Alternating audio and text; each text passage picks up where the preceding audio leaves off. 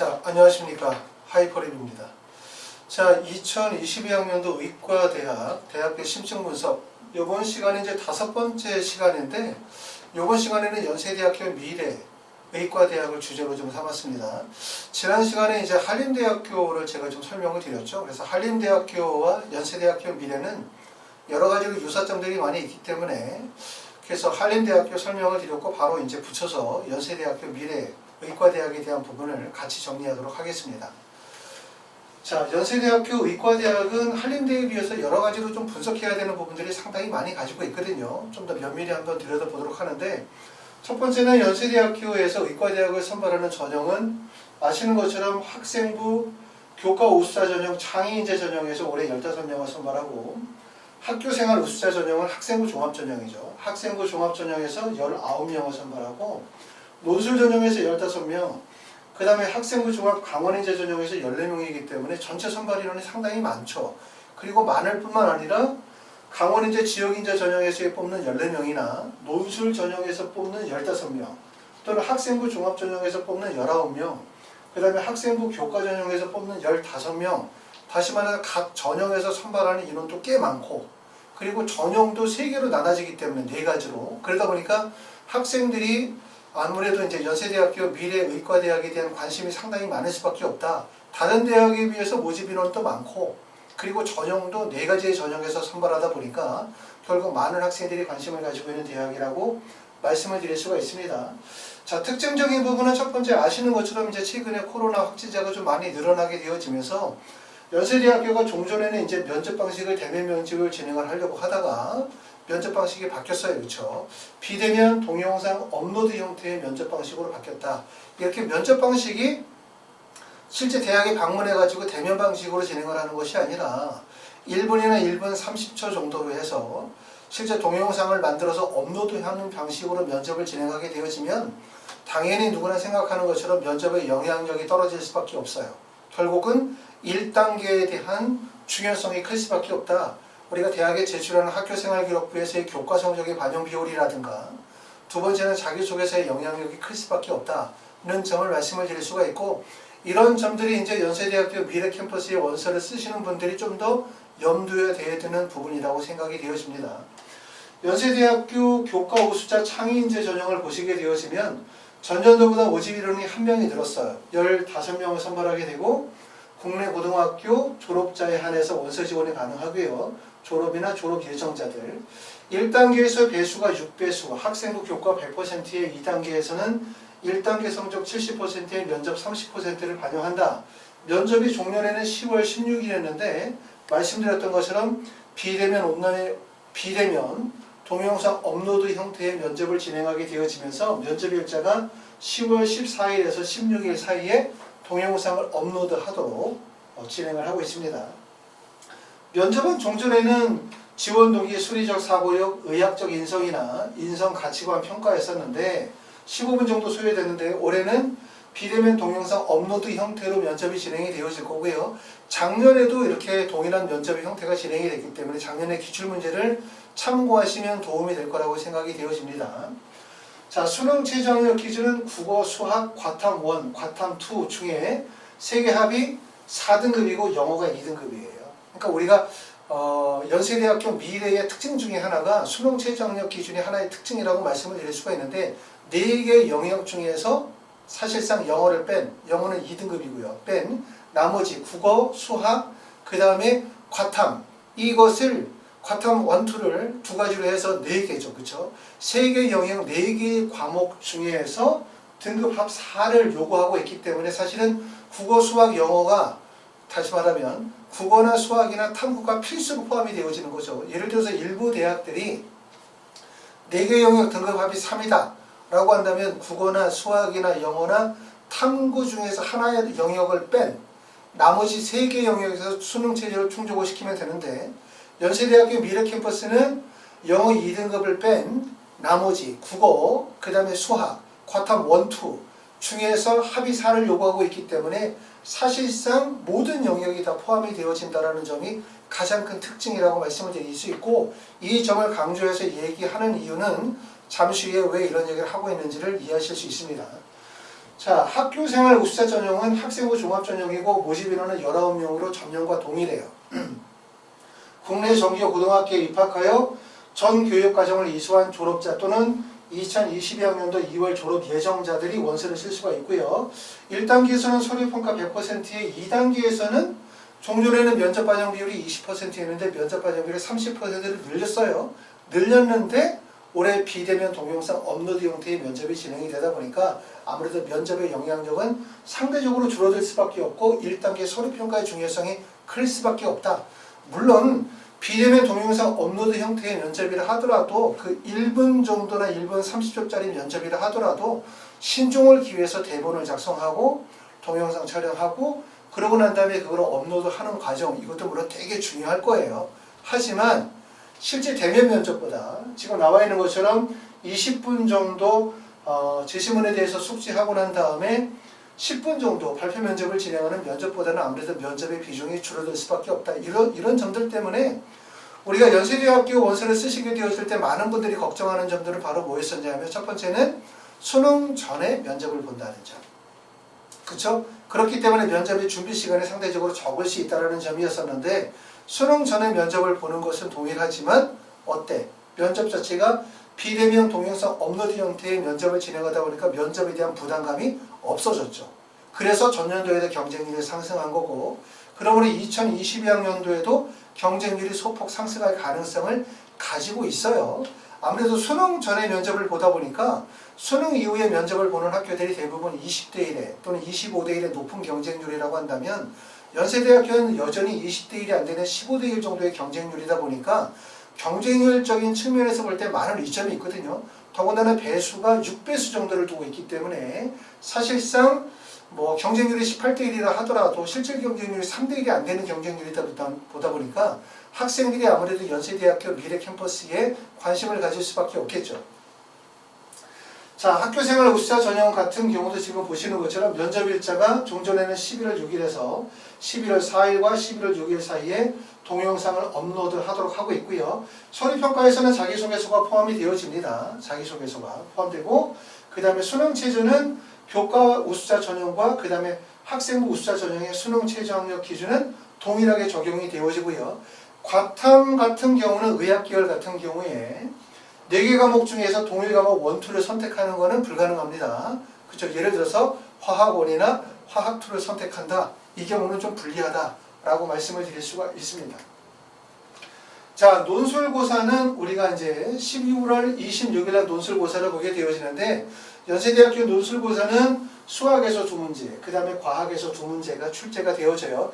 일본 논술 전형에서 보는 학교들이 수능 논술만 보는 학교들이 있는데 연세대학교는 수학과 과학이 동시에 시험 문제가 출제가 되어지고 수능 최저학력 기준은 세계 1등급 이상입니다. 자, 학생부 종합 전형 중에서 강원인재, 지역인재 전형 같은 경우는 종전에는 다단계 전형이었죠. 1단계에서 서류평가, 2단계에서 1단계 성적 80%의 면접 20%인데 올해부터는 서류평가 80%의 면접고사 20% 일괄 합산 방식으로 바뀌었어요. 근데 사실은 대부분의 대학에서 일괄 합산해서 다단계로 바뀌거나 다단계에서 일괄 합산 방식으로 바뀐다고 해서 대부분 입시에 영향을 크게 미치지 않아요. 그렇죠? 그리고 더군다나 올해는 일괄이든 다단계든 간에 사실상 연세대학교 미래 캠퍼스는 비대면 동영상 업로드 형태의 면접을 진행한다. 사실상 면접의 비중이 크지 않다라고 생각한다면 결국 큰 의미를 가질 수는 없다. 이렇게 보여지고요. 면접 일자는 12월 2일에서 12월 4일 사이에 동영상을 업로드하는 형태고 수능 최저학력 기준은 동일합니다.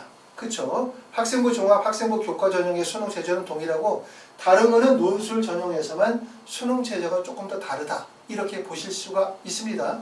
지금까지 말씀드렸었던 거에서 연세대학교 미래캠퍼스의 특징은 첫 번째, 연세대는 4개의 전형에서 의과대학을 선발한다. 모집 인원이 각 전형에다 모집 인원이 비교적 많은 편이다. 이것도 하나의 특징이라고 말씀을 드릴 수 있고 두 번째는 면접이 올해도 마찬가지로 비대면 동영상 업로드 형태의 면접을 진행하기 때문에 면접의 비중이 적다. 서류평가나 학생부 교과 성적의 반영 비율이 클 수밖에 없다는 점. 그리고 두 번째 알아둘 점은 뭐냐면 1단계 배수가 6배수라는 점이에요. 배수가 왜 클까? 이 점에 대해서 관심을 가지실 필요가 있고, 두 번째는 수능 최저학력 기준에 대한 부분을 제가 지적했죠. 결국은 뭐냐면 연세대학교 미러 캠퍼스는 4개 영역 모두가 다 반영이 되어진다는 거예요. 그런 점들이 이제 달라지는 입시에서 어떤 효과가 있을지에 대한 부분을 우리가 관심을 갖게 보실 필요가 있습니다.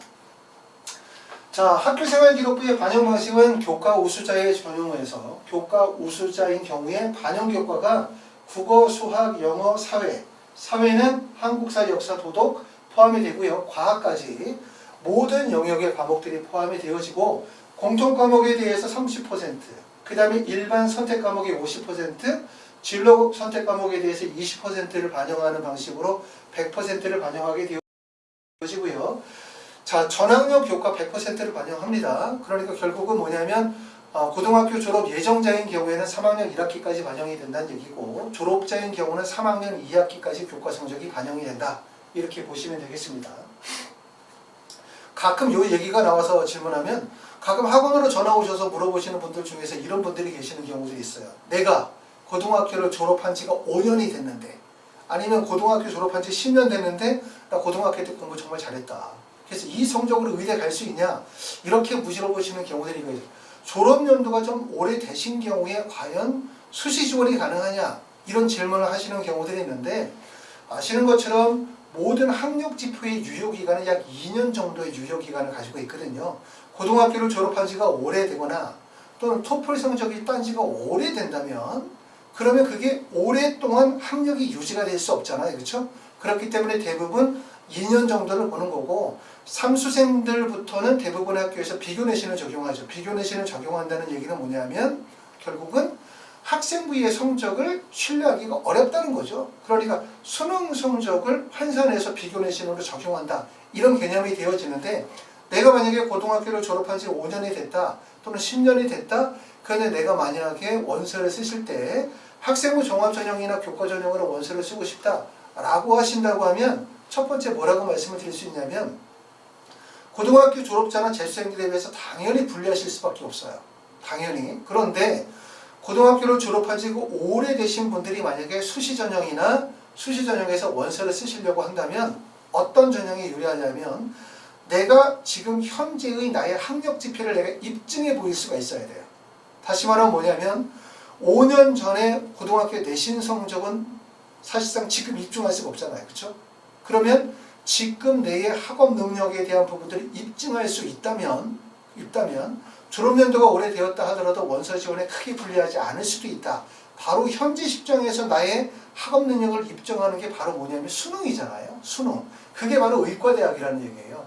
의대나 치대나 약대나 한의대나 수의대 같은 의학 계열들은 일부 대학들 같은 경우는 수능 체제를 요구하지 않는 전형들이 있지만 수능 체제를 요구하는 전형들이 있죠. 대표적으로 지금 연세대학교 미래의 학교생활 우수자 전형, 학생부 종합 전형 같은 경우는 수능 체제를 요구하고 있기 때문에 이렇게 현재 시점에서 본인의 학업적인 능력을 보여줄 수 있는 수능 체제를 요구하는 전형 같은 경우들은 졸업연도가 다소 되었다 하더라도 입시에 크게 불리하지 않을 수 있다. 그런데 예를 들어서 수능 체제를 요구하지 않는 전형이라고 생각해봐요. 학생부 종합 전형인데 서울대학교 일반 전형이야. 나는 고등학교 졸업한 지가 한 5년 됐어. 수능 공부하기는 부담스러워. 그냥 고등학교 때 성적으로 대학을 가고 싶어. 라고 한다면 당연히 고등학교 졸업자나 또는 졸업하신 재수생들에 비해서 내가 불리할 수밖에 없다는 점, 이 점을 좀 알아두시고, 그렇기 때문에 고등학교를 졸업하신 지 오래되신 분들은 수시 전형의 원서를 쓰게 되어질 때 수능 최저 학력 기준을 요구하는 전형의 원서를 쓰시는 게 유리하세요. 단 문제는 뭐냐면 고등학교 졸업한 지 오래됐는데 수능 공부를 해야 된다. 이 부분이 조금 걸림돌이 될 거라고 생각이 되긴 합니다. 자, 연세대학교 계속 이어서 연세대학교 미래 캠퍼스에 대해서 말씀을 드리게 되어지면, 연세대학교 위에 보시면 자, 학교생활 우수자 전형, 학생부 종합 전형이 있고 교과 우수자 전형, 강원 인재 전형이 있고, 그 다음에 한림대학교 입시 결과를 같이 붙여놨어요. 비교해서 보시게 되어지면 연세대학교 학교 우수자 전형은 학교생활 우수자 전형은 2020년도 21년도에 모집 인원이 18명, 19명, 모집 인원 꽤 많은 거거든요. 제가 항상 말씀을 드리지만 모집 인원이 갖는 의미가 있어요. 모집 인원이 저 정도로 19명 정도 되어진다는 얘기는 결국은 학생들을 대학에서 선발하는 방식이 하나의 방식으로, 다시 말하면 학생부 교과 중심의 전형이나 아니면 활동 역량 중심으로 뽑는 것이 아니라 모집 인원이 커지게 되어지면 결국은 선발 방식이 다양해지게 되고, 선발 방식이 다양해지게 되어지면 합격생들의 스펙트럼이 넓어질 수밖에 없어요. 내신 폭이 넓어진다는 의미죠. 그렇죠? 그렇기 때문에 19명 정도의 모집 인원은 결과적으로 합격생들의 내신 폭이 확대될 수밖에 없다라는 의미를 가지고 있다. 이렇게 보실 수 있고, 경쟁률은 2020년도에 11.83대 1, 2021학년도에 14.37대 1의 경쟁률을 보여주고 있고요. 그 전년도에 비해서는 경쟁률이 소폭 상승했지만 그래도 여전히 경쟁률이 매우 낮다라고 말씀드렸고, 1단계의 배수가 6배수를 고려하면 결국은 경쟁률이 2대 1이 안 되는, 3대 1이 안 되는 경쟁률이라고 볼 수 있습니다. 충원율은 2021학년도에 충원율을 보게 되어지면 42%고요.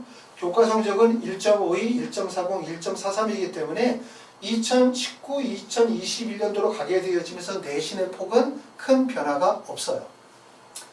자, 연세대학교 교과 우수자 전형은 15명에서 19명으로 모집 인원이 4명이 늘었고, 경쟁률은 11.67에서 14.37대로 경쟁률이 소폭 상승을 했는데, 지금 보시는 것처럼 2021학년도의 충원율은 14.2%. 그런데 지금 보시면 학생부 교과 성적은 1.18 정도거든요. 약간 의아하죠. 왜냐하면 교과 평균 성적이 1.18 정도의 높은 성적인데 연세대학교 미래캠퍼스의 충원율이 14.2%라는 건 조금 의아하죠. 연세대학교 미래캠퍼스가 좋아서 다른 데 붙었는데 안 가는 거야. 그냥 다 연세대 미래를 가는 거야. 이런 데는 별로 없을 것 같아요.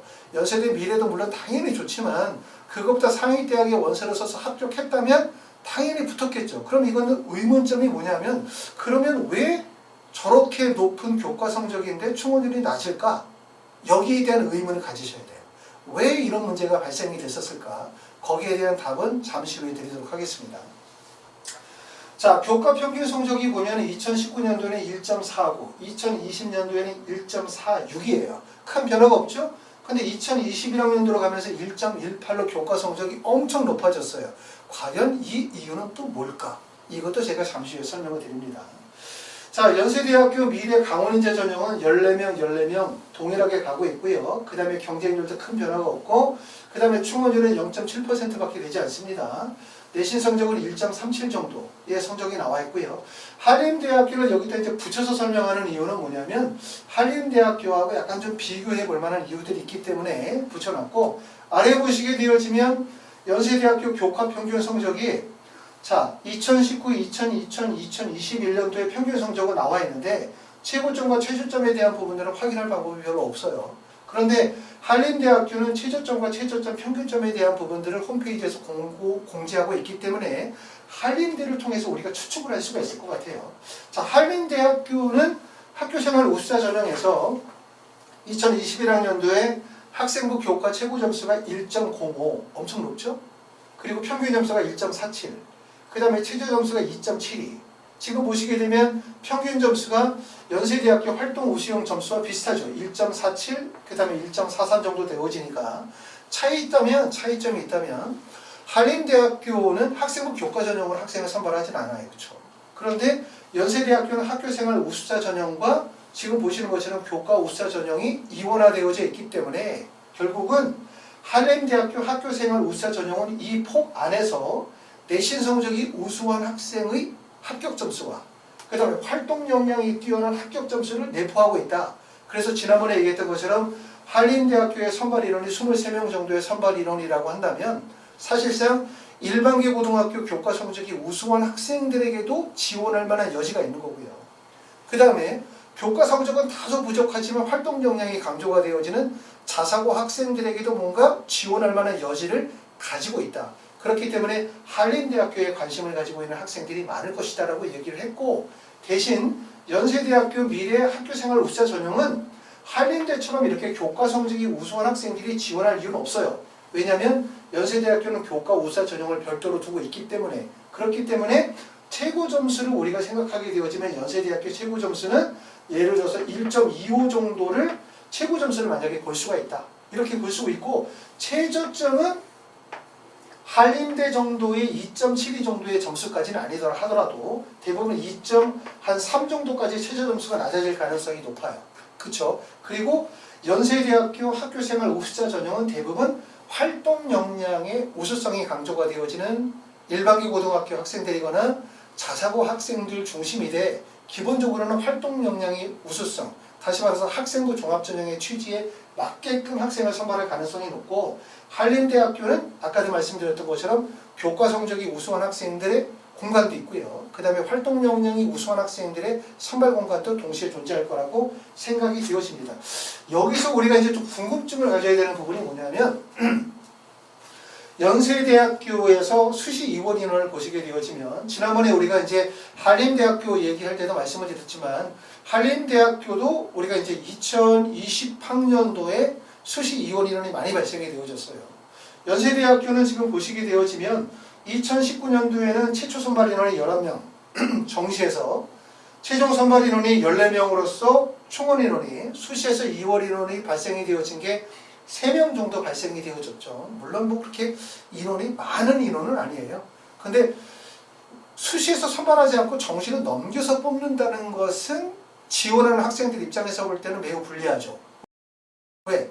수시에서 선발하겠다는 인원을 다 뽑아줘야 결과적으로는 원서 지원의 어떤 기회로서 학생들이 성적이 폭이 확대될 수 있거든요. 그런데 대학에서 일정 정도 선이 안 되면 일정 성적 이하로 학생들의 교과 성적이 하락하는 걸 막기 위해서 일정 정도 성적이 넘어드는 학생에 대해서 선발하지 않고 그 인원만큼은 정시로 이월을 시킨다는 뜻이기 때문에 말씀을 드렸던 것처럼 대학들이 수시 선발 인원은 수시에서 100% 선발하는 대학이 지원자들에게 훨씬 더 유리하죠. 왜? 경우에 따라서 내신 폭이 크게 하락할 수도 있기 때문에 결국은 낮은 내신 성적에서도 합격할 수 있는 여지가 있다는 거고, 그런데 대학들이 일정 정도 선 넘어가게 되어지면 그 인원만큼을 다 정시로 넘어가게 되어지면 사실상 내신 폭이 크게 하락할 가능성이 별 수 없는 거예요. 그런데 연세대학교는 2020년도에는 최초 모집 인원이 29명, 최종 모집 인원이 29명이기 때문에 2019년도에는 3명 정도를 이월시켰지만 2020년도에는 이월 인원이 0명이었어요. 정직한 학교죠. 이렇게 지원자들에게 유리한 학교다 이렇게 볼 수 있어요. 그런데 2021학년도로 가면서 최초 선발 인원이 28명인데 최종 선발 인원이 정시에서 47명을 뽑는 거야. 그럼 몇 명이 이월됐어요? 19명이 이월됐거든요. 그러면 지금 보면 19명이 이월이 되어지게 되면 전체 모집 인원의 이월 인원이 몇 퍼센트냐면 40% 정도의 이월 인원인 거예요. 엄청나게 많은 거죠. 19명이라고 생각하면은 지금 보시면 연세대학교 활동 우수형에서 선발한 인원이 19명이었어요. 2021학년도에. 그러면 연세대학교 활동 우수형에서 아예 한 명도 안 뽑는 거야. 그러고 난 다음에 다 이월을 시켜. 말이 안 되죠. 결국은 뭐냐면 19명의 이월 인원이 발생이 되어졌다는 얘기는 연세대학교 학교생활 우수자 전형, 교과 우수자 전형, 강원인재 전형에서 어떻게 됐다는 얘기냐면 골고루 이월이 발생이 되어질 가능성이 높다. 물론 논술 전형에서도 이월이 발생이 될 수도 있겠죠. 골고루 이월 인원이 발생이 되어졌을 가능성이 높다는 얘기고, 중요하게 관심을 갖는 부분은 뭐냐면 어떻게 이월 인원이 19명이나 이월 인원이 발생이 됐을까. 이월 인원이 발생이 되어진 이유는 그거죠. 아시는 것처럼 우리가 수시 전형의 모집 요강을 보시게 되어지면 대학에서 요구하는 정도의 학업 능력을 갖추지 못했다고 판단이 되어졌을 때 대학에서 학생을 선발하지 않을 수가 있거든요. 수시는. 정시처럼 무조건 100%를 선발하는 게 아니거든요. 결국은 뭐냐면 수시 이월 인원이 발생이 됐다는 얘기는 대학에서 요구하는 정도의 학업 능력을 갖추지 못했다. 다시 말하면 수능 체제를 미충족하는 학생들의 비율이 높았다. 수능 체제를 미충족하는 학생들이 비율이 높다 보니까 그 적은 학생들 사이에서 학생들을 뽑으려다 보니까 내신이 당초에 우리가 연세대학교 내신 성적이 1.43 정도의 내신 성적이라고 생각하면 그거보다 내신 폭이 더 하락하는 거예요. 1.5678까지. 그러니까 대학에서 1.43 정도에서 내신을 끊고 그리고 나머지 인원만큼을 정시 2월에 시켜서 정시에서 다시 선발한 거죠. 이렇게 보실 수가 있겠죠. 그러니까 결국은 연세대학교 미래캠퍼스는 뭘 가지고 있다냐면 가이드라인을 가지고 있다는 거예요. 입시의 가이드라인을. 그러므로 연세대학교 원서를 쓰시게 되어질 때 혹시나 하는 마음에서 원서를 쓰시는 건 되게 위험하신 거예요. 예를 들어서 연세대학교 내신 성적이 1.43이다. 그냥 자사고, 일반고, 과학고 다 빼고 난 다음에 1.43이 평균 성적인데 내 성적이 1.78이야.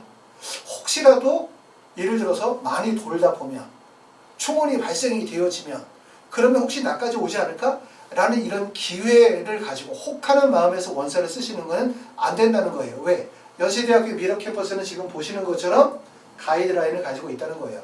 일정 성적 이하로 떨어지게 되어지면 결국은 수시의 선발 인원을 정시로 이월시켜서 뽑는다는 그런 의미를 내포하고 있다. 이런 점들이기 때문에 내가 만약에 일반기 고등학교다, 자사고다, 과학고다 했었을 때 실제 어느 정도의 합격선으로 보고 있느냐. 그런데 만약에 그거보다 성적이 많이 못 미친다고 생각한다면 물론 어느 정도는 괜찮겠죠. 많이 못 미친다고 생각하면 원서 지원이 사실상 좀 어려울 수 있다. 이렇게 보시겠죠. 일반계 고등학교에서 만약에 원서를 쓰게 되어진다. 그냥 예를 들어서 서울대학교 진학률이 1년에 5명 이하 정도에 나오는 학교에서 연세대학교 학교생활 우수자 전형에 원서를 쓴다. 나 비교과 되게 좋다. 교과 성적 어느 정도면 쓸 수 있냐? 라고 한다면 대부분 1.4 이내 정도는 되어야 된다고 말씀을 드릴 수가 있고, 나 자사고다. 우리 학교의 의과대학의 진학률이 엄청 높다. 라고 하는 학생이 만약에 원서를 쓰게 된다면 적어도 2점대 이내 정도의 내신 성적이 되겠죠. 과학고 학생들도 마찬가지로 그 정도의 관점에서 이해하시면 될 것 같아요. 결국은 뭐냐면 지금 여기에 나와 있는 충원율이 42% 또는 14.2% 0.7%의 낮은 충원율이 발생이 되어진 이유는 바로 어디에 영향을 두고 있다고 생각하냐면 결국 수시에 이월되어진 인원과 관계가 있다고 생각해요. 결국은 뭐냐면 정시로 수시에서 정시로 19명 40%를 이월을 시켰다는 얘기는 수시의 합격생들 중에서 상위대학에 붙을 수 있는 학생들의 비율이 그만큼 떨어졌다는 얘기겠죠.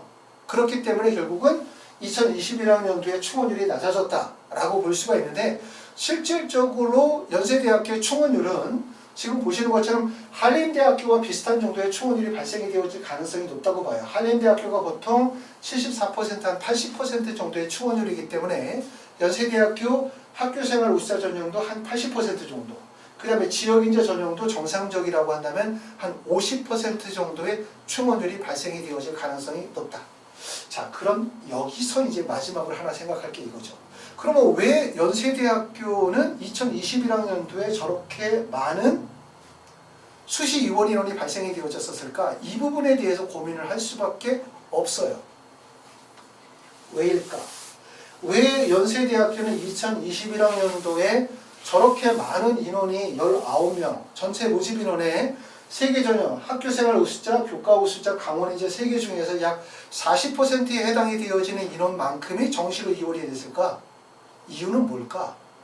그리고 그 이유가 과연 2022학년도에도 똑같이 발생이 되어지는 것은 아닐까?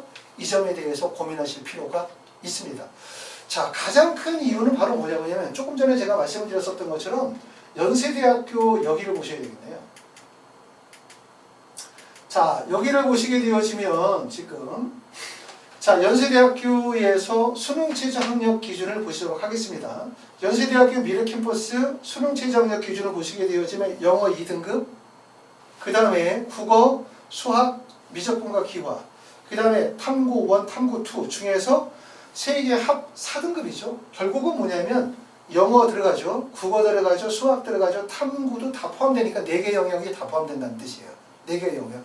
일반적인 대학들이 4개 영역 중 3개 영역 등급합이 4, 3개 영역 등급합이 3, 다시 말하면 4개 영역 중에서 3개 영역을 반영하는 경우가 있는데 연세대학교는 무조건 뭐를 반영하냐면 4개 영역이 다 반영된다는 거예요. 단 4개 영역 중에서 과탐을 2개 중에서 하나만 반영할 수도 있다는 건데 결국은 문제가 뭐냐면 이게 결국은 수능의 변별력과 난이도에 직접적 영향을 받게 된다는 거죠. 자, 그러면 2021학년도에는 큰 문제가 없었는데 2020년도에는 2021학년도 가가지고 연세대에서 2월 1일이 발생이 되어진 이유는 2021학년도에서 국어, 수학, 영어 중에서 어떤 게 어려웠죠? 생각해봐요. 2021학년도 수능 중에서 어려웠었던 거는 뭐가 어려웠죠? 국어가 어려웠죠. 항상 수능이 어렵다 쉽다를 결정짓는 것은 국어예요. 국어가 어려우면 그 해에는 불수능이 되는 거고, 국어가 쉬우면 물수능이라고 이렇게 표현이 되어지는데 2021학년도 국어 1등급이 88점이었어요. 2020년도에 국어 1등급이 몇 점이었었냐면 91점이었고 2020년도에 국어 만점 표준 점수 만점이 140점. 그리고 2021년도에 국어 표준 점수 만점이 144점이었거든요.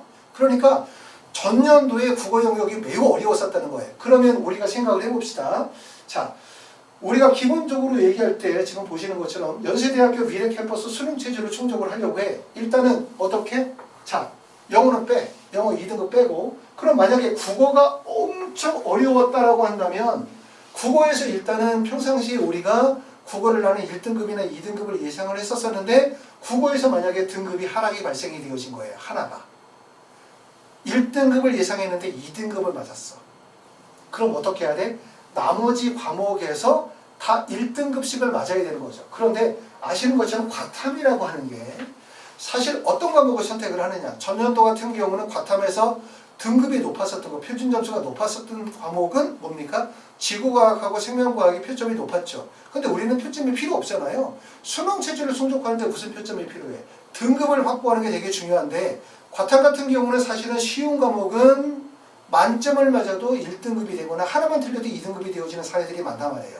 그렇기 때문에 과탐 같은 경우에는 사실 되게 불안한 요소들을 많이 가지고 있는 거죠. 그러면 결국은 지금 연세대학교 미래캠퍼스의 수능 최저 영역 기준은 영어를 뺀 나머지 3개 영역 중에서 국어와 과탐이 불안 요소를 가지고 있는 거예요. 그리고 그게 2021학년도에서 국어가 불수능이 나오게 되어지면서 결국은 불안 요소가 커진 거죠. 그러므로 인해서 학생들이 수능 체제를 충족하지 못하는 학생들의 비율이 커졌을 가능성이 높다. 이렇게 볼 수 있고, 한림대를 보세요. 한림대학교를 보시게 되어지면 한림대학교는 국어, 영어, 수학, 과탐 4개 영역이죠. 4개 영역 중에 3개 영역 등급 합 4를 반영하기 때문에 아까도 말씀드렸던 것처럼 2021학년도와 같은 불수능, 국어의 난이도가 높았었을 때, 그랬었을 때 국어를 뺀 나머지 영역만으로도 수능 체제를 충족할 수 있는 경우다 라고 보기 때문에 어찌 보게 되어지면 한림대보다는 연세대학교 미래캠퍼스가 수능 체제가 훨씬 더 높을 수도 있다. 물론 학생들마다 과목에 따른 유불리에 따라서 선택은 달라질 수 있지만 이런 점들 때문에 제가 볼 때는 2021학년도 연세대학교 미래캠퍼스에서 결국은 수시에서 정시로 이월되어진 학생들의 비율이 높았었던 이유 하나. 그 다음에 두 번째는 한림대학교 같은 경우는 아시는 것처럼 전년도까지 1단계 배수를 6배수를 주다가 올해부터 5배수로 배수를 낮췄어요.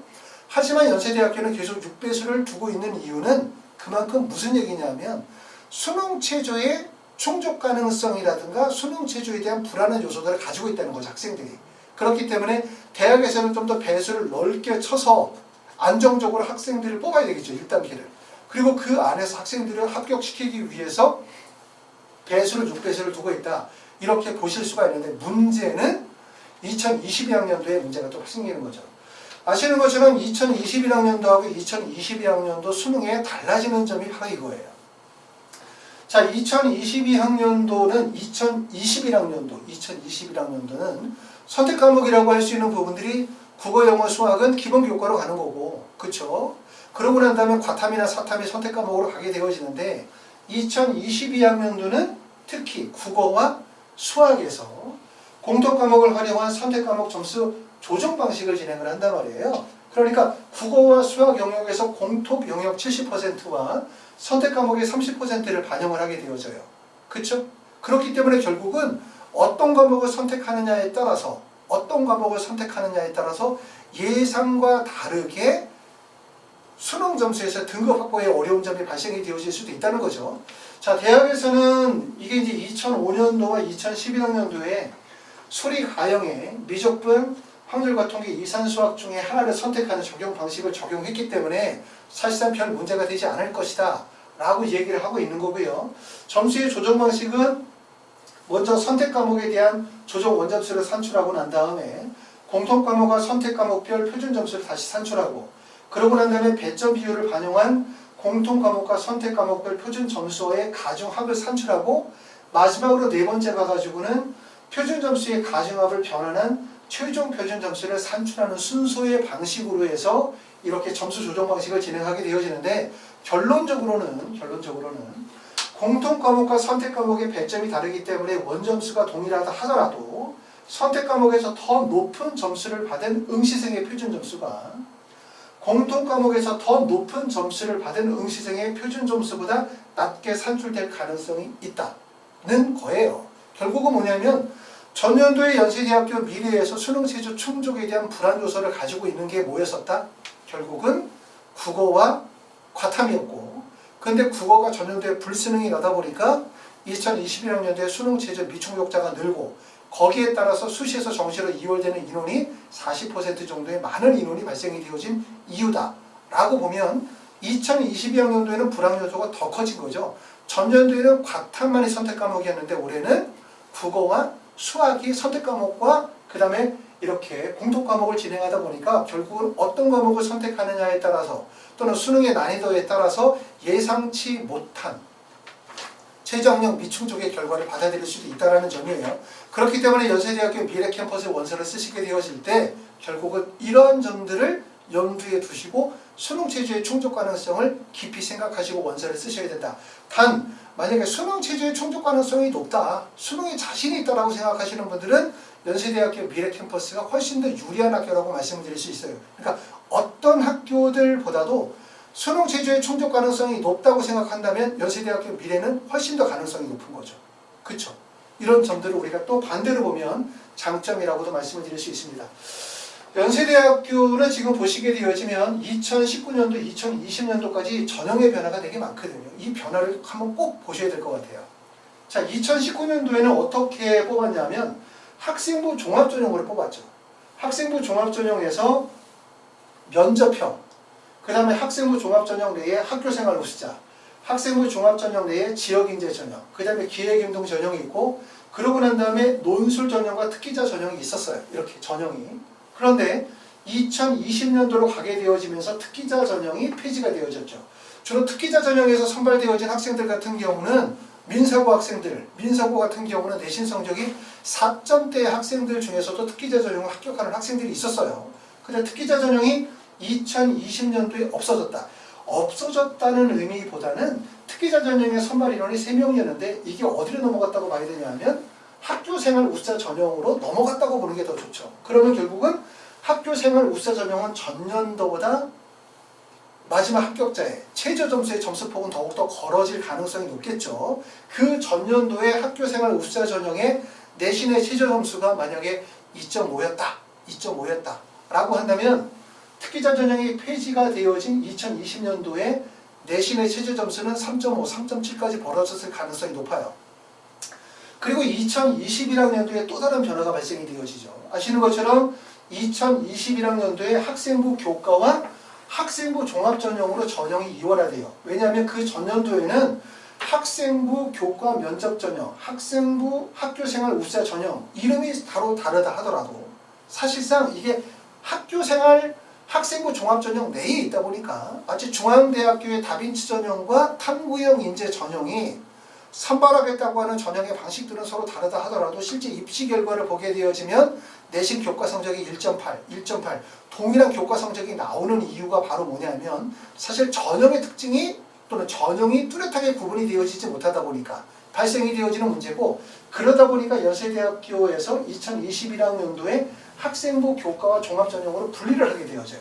그러면서 지금 학생부 교과 전형은 내신이 변동이 발생이 되어지죠. 지금 보시면 연세대학교 미래의 교과 우수자 전형은 2019년도에 1.49 지금 보세요. 교과 전형과 학교생활 우수자 전형의 내신의 차이가 사실 별로 없죠. 1.52, 1.49 그 다음에 2020년도도 1.40과 1.46 정도가 되어지기 때문에 사실상 전형의 구분이 뚜렷하지 않다. 그런데 2021학년도에 교과와 학생부 종합전형으로 분리하게 되어지면서 자 연세대학교 교과 우수자 전형의 내신 성적은 1.18로 바뀐 거예요.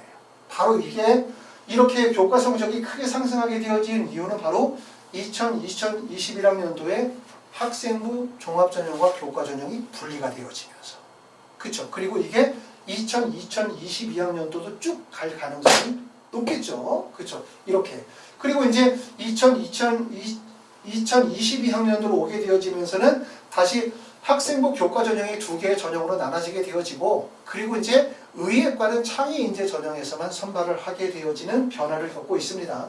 그러므로 연세대학교 학교생활 우수자 전형은 어떻게 보셔야 되냐면 교과전형이 아니에요. 교과전형이. 한림대학교는 학교생활 우수자 전형이 학생부 교과전형이 없다 보니까 교과 성적이 우수한 학생들도 일부 반영이 되어지는 것이 있다고 말씀을 드렸는데, 연세대학교 미래는 교과전형을 별도로 두고 있기 때문에 사실상 합격생의 폭은 교과전형의 끝부터 학생부 종합전형 끝까지인데, 여기에 뭐가 포함이 되냐면 특기자 전형이 들어가 있다고 보셔야 돼요. 사실상 연세대학교 미래나 연세대는 대부분 그 전서부터 특기자 전형을 계속 유지해 왔던 학교죠. 그렇죠? 그리고 이제 특기자 전형을 계속해서 고집해 왔던 학교이기도 해요. 그렇기 때문에 일반적으로 이제 자사고 학생들이거나 과학과 학생들에게 조금 더 유리한 그런 여지들을 많이 가지고 있다. 이렇게 보기 때문에 학생부 종합전형, 학교생활 우수자 전형의 내신폭은 평균점과 최저점이 조금 더 길게 벌어질 가능성이 있다고 우리가 생각할 수 있습니다. 자, 그 다음에 이제 항상 이걸 자료를 준비하면서 간단하게 준비해야지라고 생각하다가 또 간단하게 준비하면 사실 이렇게 대학별로 심층적으로 분석하는 게 사실 별로 의미는 없잖아요. 그렇죠? 내용을 조금 더 깊이 있게 분석을 하려고 하고, 또 깊이 있게 분석하기 위해서 조금 더 자료들을 좀 찾고 내용을 정리하다 보면 내용이 좀 많아지는데, 이런 점들을 조금 더 긍정적으로 좀 봐주셨으면 좋겠습니다. 자, 지금 보시게 되면 학생부 종합전형은 말씀드렸던 것처럼 학생부 교과전형이 2019년, 2020년도까지만 하더라도 학생부 종합전형 안에서 뽑았어요. 그러니까 학생부 종합전형 안에 면접형, 학생부 종합전형 안에 교과 면접, 그리고 2021학년도부터 학생부 교과 우수자, 2022학년도 교과 우수자의 창의인재 전형으로 분리가 되어졌는데, 그러니까 결국은 2021년부터 교과 전형으로 분리가 되어졌고, 그러면서 내신이 1.4에서 1.1대로 내신 성적이 크게 올라갔다. 이렇게 보시게 되어지고요. 내신 교과 성적의 반영 비율은 55%, 60%, 교과 100%, 교과 여기서 100%인데 달라지는 점들은 이제 여기 이런 점들이 똑같은 거죠. 대신 이제 올해 같은 경우는 면접이 30% 반영이 된다 하더라도 아까도 말씀드렸던 것처럼 비대면 업로드 형식의 동영상 면접이다 보니까 사실상 학생부 교과 중심의 선발 방식이다. 이렇게 이해하실 수가 있고, 학교생활 우수자 전형은 그 전에 입시에서 달라진 점은 뭐냐면 2019, 2020년도까지는 어떻게 뽑았냐면 서류 90%에 면접 10%의 일괄 합산 방식이었어요. 이때는 90에 10, 이때도 90에 10 일괄 합산 방식이었는데 2021에서 2022로 바뀌게 되어지면서 다단계 전형으로 바뀌었거든요. 다단계 전형으로 바뀌었는데 이때가 코로나가 터진 거죠. 그렇죠? 다단계 전형으로 바뀌었는데 사실상 면접을 좀 제대로 보려고 했지만 이때 면접을 제대로 좀 보기가 어려웠던 거예요. 왜냐하면 코로나가 터지면서 비대면 동영상 업로드 면접의 형태를 진행했기 때문에 아까도 말씀을 드렸었던 것처럼 일괄 합산 방식에서 다단계 전형으로 바뀌거나 다단계에서 일괄 합산 방식으로 바뀌어도 입시는 별로 크게 영향을 받진 않아요. 지금 이제 강원대학교 강원인재 전형 같은 경우가 전년도에는 다단계 전형을 진행하다가 일괄 합산으로 바뀌었지만 이런 다단계에서 일괄 합산, 일괄 합산에서 다단계로 바뀐다고 하더라도 입시에 커다란 영향은 별로 없다. 대신 지금 보시는 것처럼 종합전형에서 교과전형으로 바뀌게 되어지면 입시는 커다란 영향을 받을 수밖에 없습니다. 자, 수능 최저학력 기준은 아까도 말씀을 드렸었던 것처럼 연세대학교 수능 최저학력 기준을 쉽게 보시면 절대로 안 된다. 이 점을 꼭 말씀을 드렸어요. 연세대학교 수능 최저학력 기준은 이 정도로 생각하면 수 있거든요. 지금 보시는 거로만 말씀을 드리면 세계 영역 등급 합의 4. 어렵지 않잖아? 지금 보면 세계 영역 등급합 4. 그 다음에 한림대도 보니까 세계 영역 등급합 4. 더욱더 더 좋은 거는 뭐냐면 과탐 둘 중에 선택해서 하나만 보면 돼. 되게 쉬워. 그러니까 이 정도밖에 안 되겠지 라고 생각하지만 아까도 말씀드렸던 것처럼 연세대학교 미래의 수능체제는 4개 영역 모두가 다 포함이 되어야 된다는 점이에요. 4개 영역. 그 중에서도 가장 쉬운 영역이라고 해서는 영어를 그냥 2등급으로 빼버린 거예요. 그러면 나머지 3개, 다시 말하면 국어, 수학, 과탐이라는 가장 변동수가 커다란 3개 영역에서 등급합 4를 요구하고 있기 때문에 실제 수능 최저 학력 기준은 높다고 봐야 돼요. 높다. 높은 수능 체제를 가지고 있다고 고려하셔야 되고, 그렇기 때문에 수능 체제를 미충족하는 학생들의 비율이 높다. 다시 말하면 연세대학교 미래는 첫 번째, 수능 체제의 충족 가능성이 높거나 수능 체제가 높게 형성될 수능 고득점이 예상이 되시는 분들에게는 유리한 학교라고 말씀을 드릴 수가 있습니다. 자, 수능 체제는 이 정도 기점으로 보게 되어지면 사실상 별로 높은 지점이 아닌데 어느 정도 보셔야 되냐면 이 정도까지 봐야 되죠. 더군다나 3개 영역이 아니라 4개 영역을 반영하는 지점이기 때문에 수능 체제 학력 기준은 비교적 높은 대학이라고 말씀을 드릴 수가 있습니다. 학생부 교과 전형도 마찬가지죠. 동일하게 수능 체제를 요구하고 있는 거고 4개 영역이 모두 반영된다는 거 착각하셔가지고 3개 영역 반영이니까 쉬운 학교라고 절대로 생각하시면 안 됩니다. 아시겠죠? 자, 연세대학교 학교생활 우수자 전형의 예상 지원도로 보시게 되어지면 연세대학교는 평균 점수가 1.43 정도로 봐요. 하지만 최고 점수는 한림대학교는 좀 다르죠. 아까도 말씀을 드렸었던 것처럼 학생부 교과 전형을 별도로 보고 있기 때문에 아마 합격생들 중에서 최고 점수는 한 1.25, 1.20 정도로 보면 되고, 그리고 최저 점수는 어느 정도까지 볼 수 있냐, 한 2.23 뭐 이 정도까지도 볼 수 있다. 결국은 뭐냐면 자사고 학생들이거나 과학고 학생들 중에서 학업적 역량이 우수한 학생들이 대부분 다 포함이 될 수 있는 내신 성적을 갖추고 있을 거라고 생각이 되어집니다. 원서 지원하는 학생들은 학생부 교과 전형의 원서를 쓰는 학생들은 없겠죠. 왜냐하면 이런 학생들이 연세대학교 학교생활 우수자 전형의 원서를 쓰기에는, 연세대 미래에 쓰기에는 활동 역량이 떨어지고 경쟁의 대상이 되지가 못해요. 그렇죠? 대부분 여기는 활동 역량이 우수한 학생들이 원서를 쓰는 대학이라고 봐야 돼요. 한림대와 연세대 미래는 다른 거예요. 한림대학교는 일반계 고등학교 학생들이 지원할 수 있는 구간이 있다고 보실 수 있고 실제 선발이 되어질 수 있다고 본다면, 연세대학교 학교생활 우수자 전형은 대부분의 학생들이 어디로 봐야 되냐면 활동 역량이 강조되어지는 학생들, 다시 말하면 자사고나 과학고 학생들에게 조금 더 유리한 전형이다. 이렇게 이해하시는 게 좋습니다. 그렇기 때문에 대부분의 학생들이 경북대, 아주대, 가천대, 한림대 또는 단국대, 천안이나 원광대학교 학생부 종합전형의 원서를 쓰는 학생들이 연세대학교 미래캠퍼스의 원서를 쓸 가능성이 높고, 또 여기에 원서를 쓰는 학생들 중에서는 수능 체제의 미충족 가능성들이 있기 때문에 이렇게 수능 성적을 반영하지 않은 의과대학의 원서를 쓸 수도 있고요. 물론 당연히 서울대나 연세대, 고려대, 한양대 같은 일반학과 쪽, 생명과학이나 화학과 같은 일반학과로도 원서를 쓸 수도 있겠죠. 이렇게 원서를 쓰실 수도 있습니다.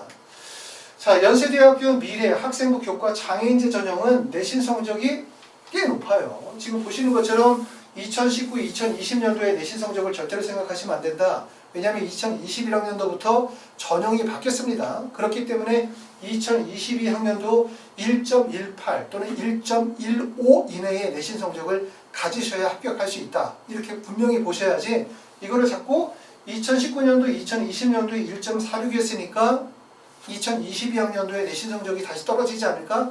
라고 생각하시면 안 돼요. 전형이 바뀌었어요. 설명을 드렸죠.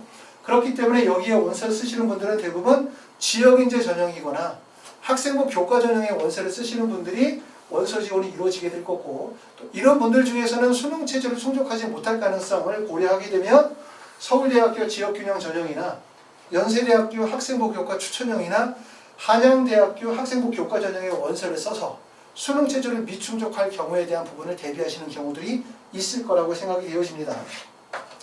자, 지금까지 이제 연세대학교 미래캠퍼스 의과대학에 대한 부분들을 설명을 드렸고, 여러 가지로 우리가 좀 더 생각할 부분들이 상당히 많아요. 그리고 꼭 생각하실 점은 바로 뭐냐면 연세대학교 미래의 수능 최저가 높다. 이 점을 꼭 알아두실 필요가 있고, 수능 최저가 만약에 내가 강점이 있다고 생각하시는 분들은 적극적으로 원서를 지원해 보실 수 있는 기회가 많죠. 1차적으로는 수능 전에 면접을 보기 때문에 보셨던 것처럼 경쟁률 자체가 15대 1이 안 되는 경쟁률, 실제 경쟁률이 3대 1이 안 되는 경쟁률을 가지고 있고, 두 번째는 면접이 올해 마찬가지로 코로나 때문에 비대면 통해서 업로드 형태의 면접이 되기 때문에 면접에 대한 부담감이 별로 없다는 점. 이런 점들 때문에 어떻게 보면 연세대학교 미래는 우리가 조금 더 적극적으로 원서를 써볼 수 있는 기회의 구간이라고 생각하실 수가 있습니다.